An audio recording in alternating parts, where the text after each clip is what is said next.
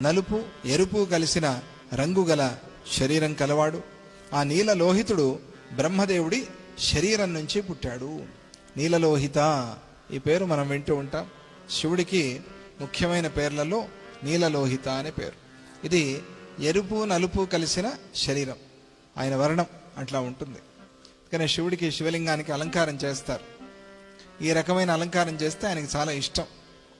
శివుడి భాగం కానీ అమ్మవారి భాగం కానీ ఎర్రగా నల్లగా అట్లా అలంకారం చేయటం అర్ధనారీశ్వర స్వరూపంగా ఆయనకి అది చాలా ఇష్టమైన వర్ణం. ఆయన ఆ ప్రకారంగా జన్మించారు. ఆయన ఆ ప్రభు ఒడిలో కూర్చుని సుస్వరంగా ఏడుస్తున్నాడు. అది కూడా శృతిలో ఏడుస్తున్నాడు, స్వరంలో ఏడుస్తున్నాడు ఆయన. ఏ శృతో మరి తెలియదు, సీనా డీనా జీనా, ఏ శృతి అయితే ఆ శృతి. ఆయన ఏ శృతి చూపిస్తే ఆ శృతిలో ఏడుస్తున్నాడు ఈ పిల్లవాడు. ఆ ప్రకారంగా అప్పుడు ఆ బ్రహ్మదేవుడు ఆ బాలుని చూసి, ఎందుకు నాయన ఏడుస్తున్నావు అని అడిగాడు. అప్పుడు ఆ కుమారుడు, జగత్పతి, నాకు ఇంకా నువ్వు పేరు పెట్టలేదు, అందుకే ఏడుస్తున్నా అన్నాడు. మాట్లాడే వయస్సు వచ్చేంత వరకు పేరు లేదు, ఈ పరిస్థితి, అందుకనే నేను ఏడుస్తున్నా. నన్ను ఏం పిలుస్తారు, ఏం పిలవాలి, అందుకనే ఏడుస్తున్నా అని ఆయన చెప్తే, అప్పుడు నువ్వు ఏడుస్తూ ఉన్నావు కాబట్టి నీకు రుద్రుడు అని పేరు పెడతాను అన్న. జై బలో రుద్రమూర్తికి జై. ఇది పై అర్థం. దీనికి విద్యారణ్య స్వామి వారు రుదం ద్రావయతీతి రుద్ర అని అర్థం చెప్పారు. రుదం రాతీతి రుద్ర అని ఒక అర్థం అయితే, రుదం ద్రావయతీతి రుద్ర అని అంటే మన ఏడుపుని పారిపోయేలాగా చేస్తాడు కాబట్టి ఆయనకు రుద్రుడని పేరు. అంటే రుద్రస్మరణతో మన ఏడుపంతా పోతుంది అని అర్థం. అంటే ఎటువంటి కష్టమైనా కూడా రుద్రస్మరణతో పారిపోతుంది. అందుకనే స్వామిజీ వారు అతిరుద్ర యాగం, ఇక్కడ శ్రీశైలం, కాశీ, మైసూరాశ్రమం అతిరుద్ర యాగం చేయించింది. కారణం అది. ఈరోజు మనకి అతిరుద్ర యాగ ప్రసాదం కూడా అదే. మనందరి దుఃఖాన్ని పరిహారం చేసేవాడు రుద్రుడు. అది ఆయా స్థాయిని బట్టి దుఃఖం. అది సత్వగుణంతో వచ్చిందా, రజోగుణంతో వచ్చిందా, తమోగుణంతో వచ్చిందా, అది ఆయా స్థాయిని బట్టి, ఆ స్థాయికి తగ్గట్టుగా ఆయన ఆ దుఃఖాన్ని పరిహారం చేస్తాడు. అందువల్ల నీకు రుద్రుడు అని పేరు పెడుతున్నాను, ధైర్యం తెచ్చుకో, ఏడవద్దు అని ఆయన ఆ పిల్లవాడికి చెప్పాడు.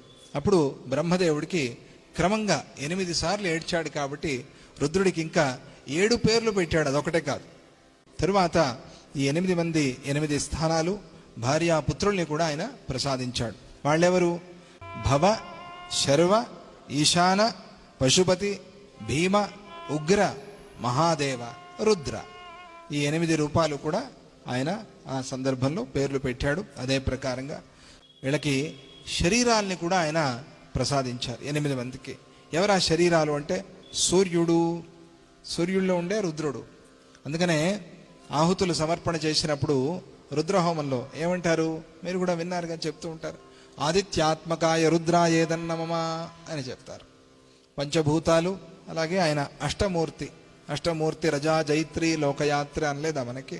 ఆ అష్టమూర్తి ఈ పంచభూతాలతో పాటుగా 3 మూర్తులు: జలము, పృథ్వీ, అగ్ని, వాయువు, ఆకాశము, దీక్షితుడైన విప్రుడు, యజ్ఞ దీక్షితుడైన విప్రుడు, ఆ యజ్ఞాలు చేసిన విప్రుడు, సోముడు అనే 8 స్థానాల్ని ఆయన ప్రకటించి ఇచ్చాడు. ఈ 8 స్థానాల్లో మీరు ఉండండి అని చెప్పి. సువర్చల తథైవోమ వికేశీ చాపరాస్వధ స్వాహాదిశస్తథా దీక్ష రోహిణీ చ యథాక్రమం. ఎవరు? 8 మంది భార్యలు. సువర్చల పేరెక్కడో విన్నట్టుగా ఉందా? ఆంజనేయ స్వామికి ఇదే అయింది. ఆంజనేయ స్వామి చెట్టు మీద కూర్చున్నప్పుడు సీతామ్మవారు ఆలోచిస్తూ, నేను రాముణ్ణి ఎప్పుడూ విడిచిపెట్టి ఉండను, ఎప్పుడూ రాముణ్ణే స్మరిస్తూ ఉంటాను, సూర్యుణ్ణి సువర్చలలాగా అని చెప్పింది ఆవిడ. సువర్చల అంటే సూర్యుడి యొక్క ప్రకాశం. సూర్యుడు ఎక్కడ ఉంటే అక్కడ వెలుగు, ప్రకాశం. సువర్చల అంటే ఆంజనేయ స్వామికి షాక్ తగిలింది. సువర్చల అంటుంది ఈవిడ. తెలుసుగా ఆయన సువర్చల వ్యవహారం అంతా కూడా. సూర్యపుత్రి సువర్చల. ఈ సువర్చలను నువ్వు వివాహం చేసుకుంటావా అని అడిగారు. అది పరాశర సంహితలో కథ. అయ్యో గురుపుత్రి నేను ఎట్లా వివాహం చేసుకుంటానని ఆంజనేయ స్వామి అన్నారు. ఆ సువర్చల పేరు చెప్పేటప్పటికి సువర్చల సీతామ్మవారికి ఎట్లా తెలుసు అని అనుకున్నట్ట మనస్సులో. అనుకుని ఈమె త్రికాల జ్ఞాన సంపన్న, ఈమెకు అంతా తెలుసు, నేను వచ్చినట్టు తెలుసు, నేను ఇక్కడ కూర్చున్నానని తెలుసు ఈవిడికి, సువర్చల వ్యవహారం అంతా ఈవిడికి తెలుసు అని మనస్సులో ఆయన అనుకున్నట్ట. ఇది మనకి ఆంజనేయ చరిత్రలో వస్తుంది, స్వామిజీ వారు కూడా చెప్పారు మనకి. సువర్చల, అలాగే తథైవోమా ఉమా వికేషి స్వధ స్వాహ దిశ దీక్ష రోహిణి అనేవారు 8 మంది రుద్రుల యొక్క భార్యలు సువర్చల. అది మనం అక్కడ అర్థం చేసుకోవాలి. సువర్చల ఆంజనేయ స్వామి అంటే అర్థం ఏమిటి? ఆయన రుద్రాంశ శివాంశ, అందుకనే సువర్చల ఆంజనేయ స్వామి అని. ఆయన అఖండ నిత్య బ్రహ్మచారి. ఎవరు? ఆంజనేయ స్వామి. మరి సువర్చల అంటే ఆయన యొక్క అంతఃశక్తి. ఎలాగైతే అనఘామాత దత్తస్వామి యొక్క యోగశక్తియో అదే ప్రకారంగా ఆంజనేయ స్వామి యొక్క యోగశక్తికి పేరేమిటి? సువర్చల. అంతేగాని మనలాగా ఏ ముహూర్తంలో పెళ్ళయింది ఇట్లా అంది కాదు. అది ఆయన యొక్క యోగశక్తి, ఆ స్వామి యొక్క యోగశక్తి సువర్చల. అది మనం అర్థం చేసుకోవాలి. ఇప్పుడు ఆ సూర్యుడి పుత్రుల పేర్లు చెప్తాను. శనైశ్చరుడు, శుక్రుడు, లోహితాంగుడు, మనోజవుడు, స్కందుడు, సర్గుడు, సంతానుడు, బుధుడు. ఈ 8 మంది క్రమంగా సూర్యపుత్రులు.